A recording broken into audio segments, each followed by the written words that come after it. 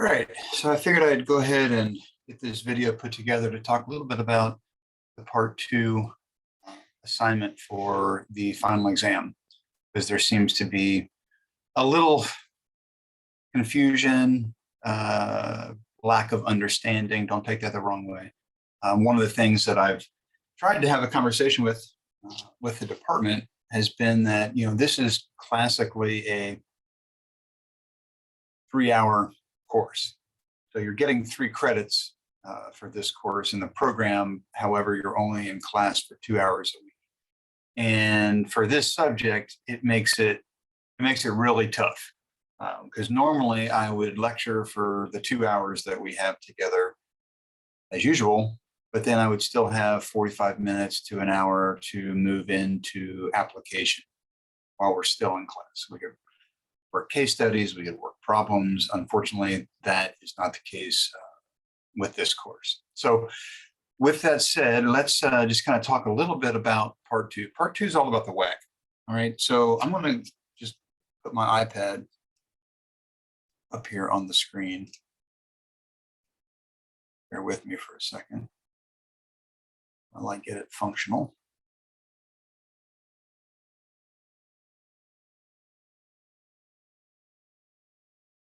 Everybody should be able to see that right now. Okay. And so when we're talking about, the WACC, all right, weighted average cost of capital, right? We need to have some weight of equity, right? We need to figure out what portion of our cost of capital is related to equity, weighted average. Okay, you guys are familiar with that. Part one was about using weighted averages. So we have some sort of weight for equity, okay, times some expected return related to the equity. All right, so what is the cost of equity? Well, we have a cost of equity. We're going to talk about that in a second. And we have some weight of our total value of our firm that's tied up in equity. Then we have the debt side, right? What portion of our cost of capital is associated with debt? Okay, so we have some weight of debt multiplied by the cost of our debt, right? So just like we have a cost of equity capital, we have a cost of debt capital. But because we get the benefit of being able to deduct the debt service or the interest on our income statement, we need to do one more thing with the cost of debt, and we need to adjust that for the tax rate that we find ourselves in. So we multiply that by 1 minus our corporate tax rate. And in the United States, corporate tax rate is now 21%. So the TC represents 21% here in the US. So I can just show that here.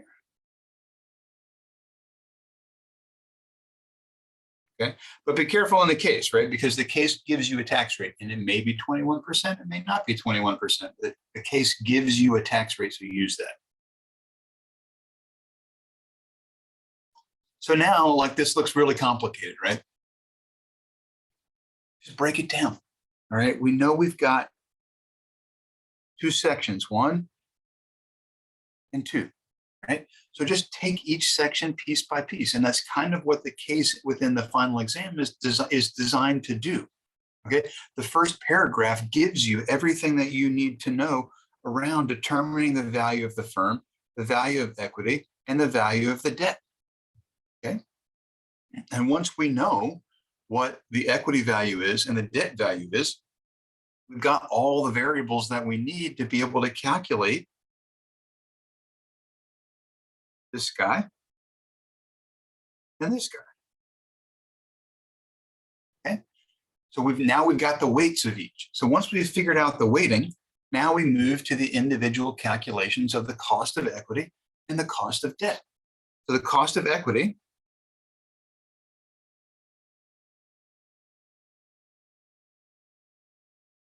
we looked at 2 different methodologies, right? We looked at the DGM and CAPM.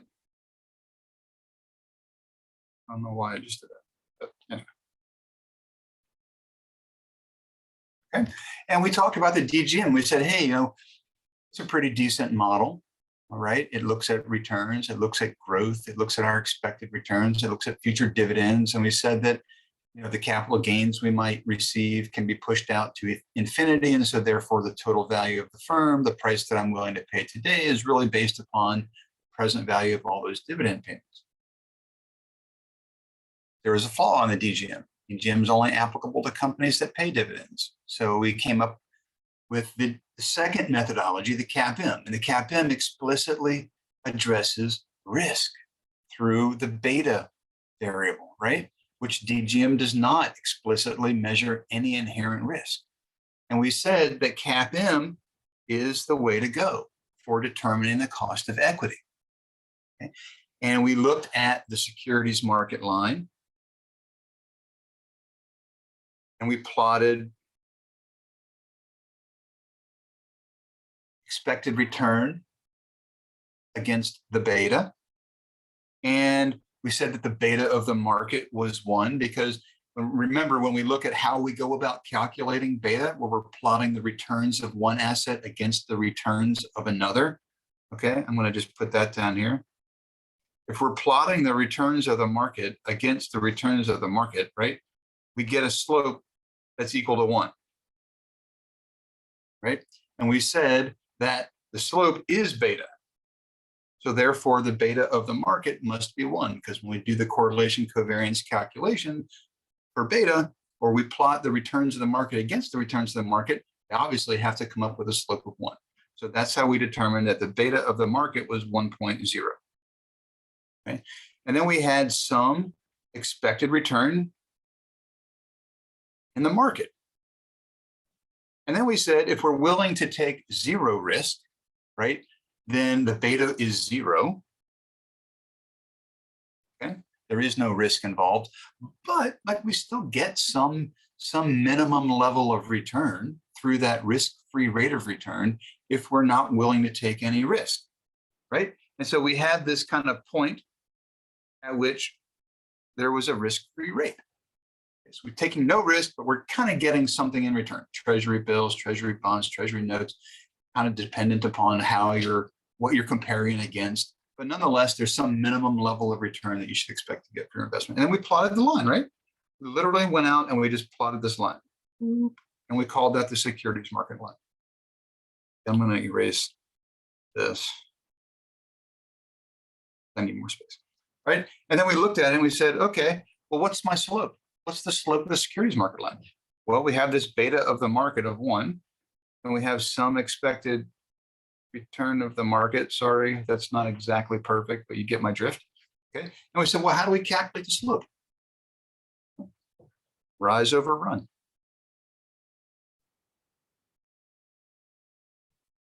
Right? Basic middle school, high school math, right?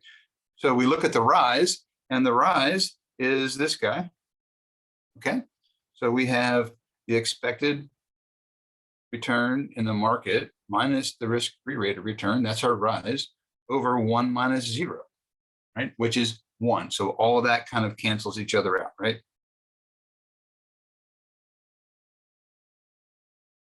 So that kind of goes away. So what we're left with is the slope is the expected return in the market minus the risk-free rate of return, which is also called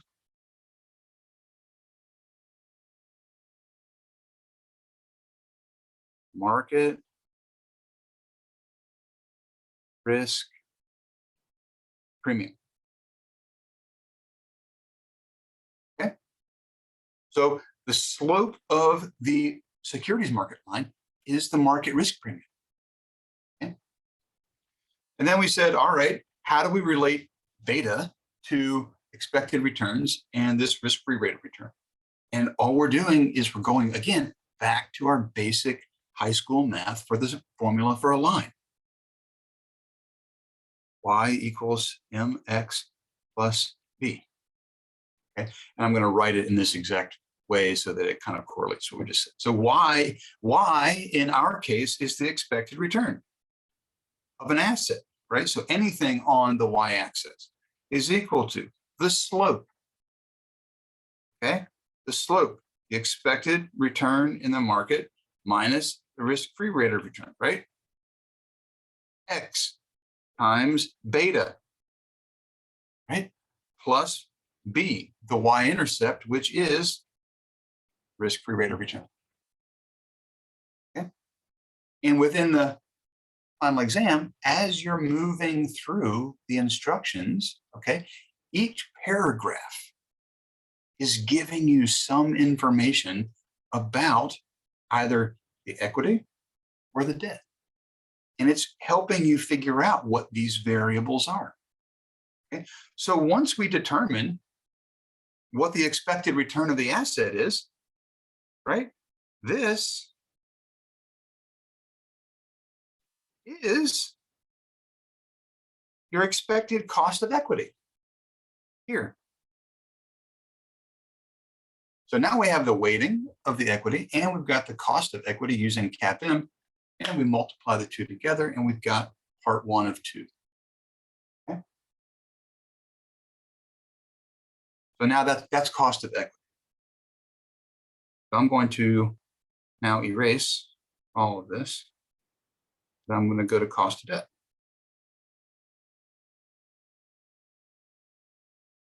So bear with me. I wish there was, maybe there is.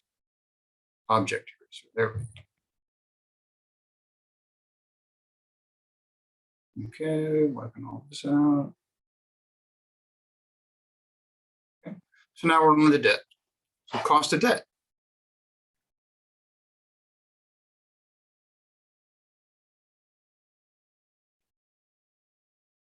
Okay. And the cost of debt is what's currently trading in the marketplace, right? So what the coupon rate is on all of the bonds that we might have in our debt portfolio doesn't really matter, right? What matters is current economic conditions, current trading conditions, which, as we know, on day 1 of trading, after those bonds get issued to the market, they're no longer trading at par value. They're trading at whatever economic influence is impacting their price at the time. So what is the variable that is most important to us if we're trying to figure out what current prevailing market rates are? Well, that is yield to market. Okay. And in the instructions within the second paragraph, it gives you all the information that you need to figure out yield to market, maturity, whatever. I use those interchangeably. Okay, same thing, YTM. Okay. So we've got some bond that's trading in the marketplace that has some present value price. Okay. We have a bond that's trading in the market that pays us a coupon.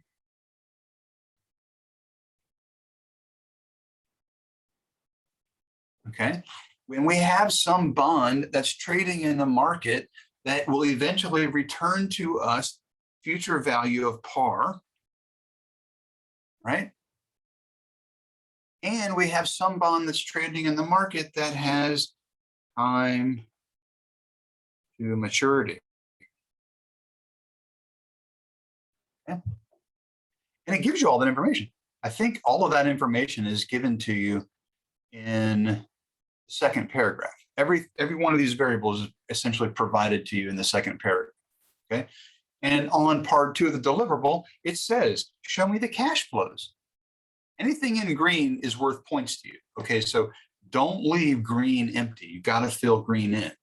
So I've got cash flows from 0, 1, 2, 3, 4, 5, 6, 7, 8, 9, right? Periods, period 0. So at period 0, that's like right now. Okay. So if I'm buying this bond right now, what am I paying out to purchase this bond right now? Right? I'm intentionally not giving you the answers, but what am I willing to pay right now for this bond? It tells you that in the second paragraph. All right. But remember, you're working in Excel. So if you're talking about present value, you need to have some sort of negative sign in front of, whatever value you put in. All right. That's cash out. You're buying this bond. That's cash outflow. But then you've got things that you get along the way, right? you have this coupon payment that you get every year for the next 9 years. So you've got some coupon that you get for the next 9 years, right? But then what happens in that final year? Right? What happens in that final year? In addition to that final coupon payment, you get plus return of par value. Okay? So there's your cash flow streams. Now all you got to do is find the rate.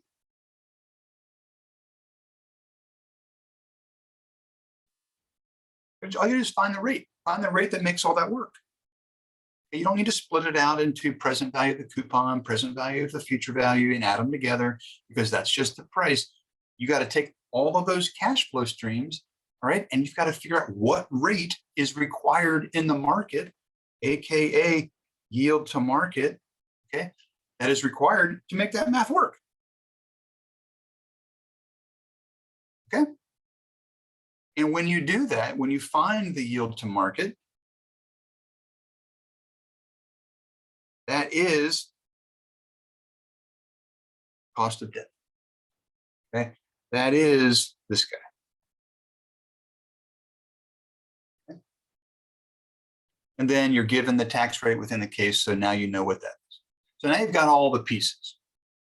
All right, now you have all the pieces to figure out what the weighted average cost of capital is.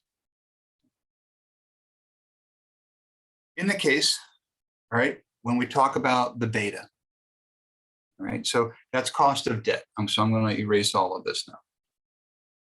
I'm going to go to the beta.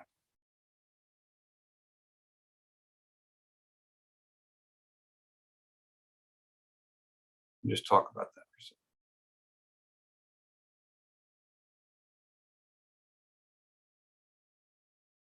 Okay, because now there's two methodologies that I'm asking you to look at. One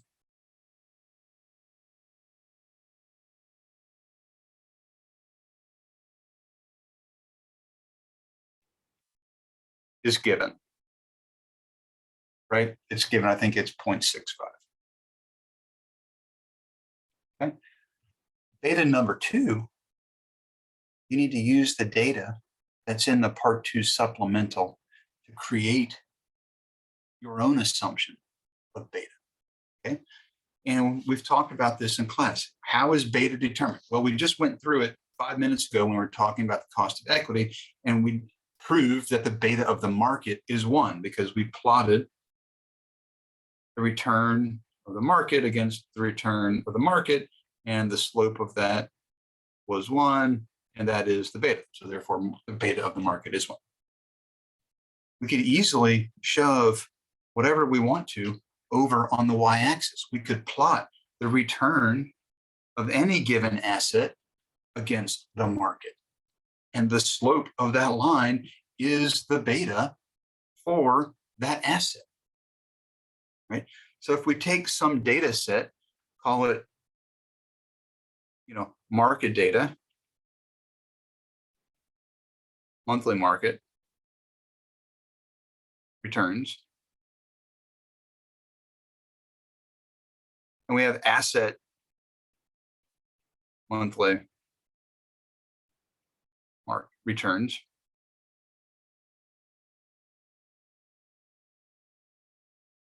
Oops.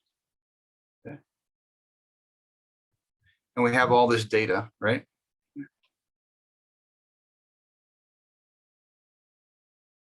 Right? We can plot that, right? We have 2 pieces of data. We can plot them against each other. We can put the asset on the y-axis, and we can put the market on the x-axis, right? And so when we do that, we have this really beautiful graph where we have the returns of the asset plotted against the returns of the market. We add a trend line, just right click on the data, go to add trend line. It drops in a trend line, click on show equation, and it'll tell you what the slope is. Okay? And that slope is beta. Okay? Alternatively, you could take this same data, okay, this same data and this same data, and all you have to do is, if you wanted to use your data analysis tool pack, okay, you could do correlation, right? So you find the correlation between market and asset. Okay, and you multiply that by the standard deviation of the asset over the standard deviation of the market, right? The ratio of volatilities between the two, multiplied by how closely correlated the two assets are together. That's also beta. Okay, and if you do the graph, this guy,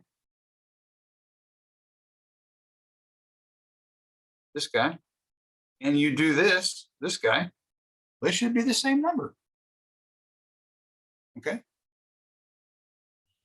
But this is what you need to do, right? You need to plot the data.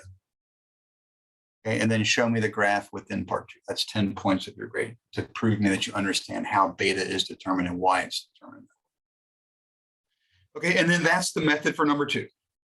So beta method 2, oops, method number 2. Okay, that's it. The risk-free rate of return is the same. The market risk premium is the same between method 1 and method 2. The only difference is the determination of beta. One you're provided, one you calculate. Okay? So you've got each paragraph within the case tells you very explicitly and gives you information that you need to fill in all of those green spaces on part 2. All right, there's data in here. And words matter. Remember, essentially no risk. What does that remind you of in terms of the securities market line? Hey, how about y-intercept? How about the risk-free rate of return? That makes a lot of sense. Let's use that. Okay. It gives you a broad market cost of debt, something to compare your calculation, your yield to market against. And then it tells you just average the two together to get what you're going to use for the WACC. Okay. It's like we've talked about in class, like there's no one 100% correct way of doing all of this. Each firm is going to kind of have a slightly different way that they go about calculating beta. Do they use monthly returns? Do they use daily returns? Do they adjust it for splits and dividends? With the cost of debt, how much time frame is involved? Is it semi-annual compounding, annual compounding? Okay. What's their future forecast for interest rates? Tax rate assumptions. So the formula for weighted average cost of capital, that is the formula. But how we go about determining the variables can vary depending upon what firm we go work for, right? That's the whole point in kind of looking at a method 1 versus method 2 for the cost of equity within the final exam. Okay, so I'm going to stop sharing my iPad screen real quick. And I'm going to share my Excel file real quick.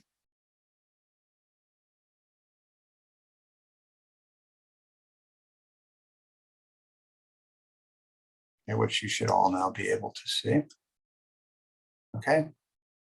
All right, so you've got the different paragraphs. You've got something that relates to value of the firm and value of equity and value of debt. You've got information that relates to the bonds, right? You've got current price, you've got coupon rates, you've got how it's paid, you've got how much time is remaining, you've got everything you need. You've got information related to what the bond rating agencies in the UK have determined to be a comparable investment grade yield, okay?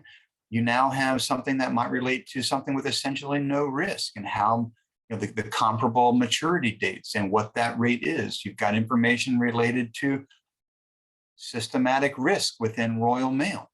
And then you've got information that's related to what kind of returns are expected within the market. Okay. And so you've got all the information that you need in order to be able to complete everything that's in green. Okay. And you've got the data that you need, the monthly returns that relate a market to an asset in order to create that beta chart, a scatter plot, if you will. Got everything you need, and it's given to you literally like an order. So you've got value, you've got debt, you've got equity, and you've got WACC. So if you look back at the instructions, like literally, I'm walking you through how you go about getting all of this. I've told you guys time and time again, I'm not trying to hose you, right? I am literally walking you through how to go about doing this piece by piece by piece. It can be overwhelming. I get it. I get it. But if you just go step by step, I literally walk you through everything that you need. Okay. So that's that.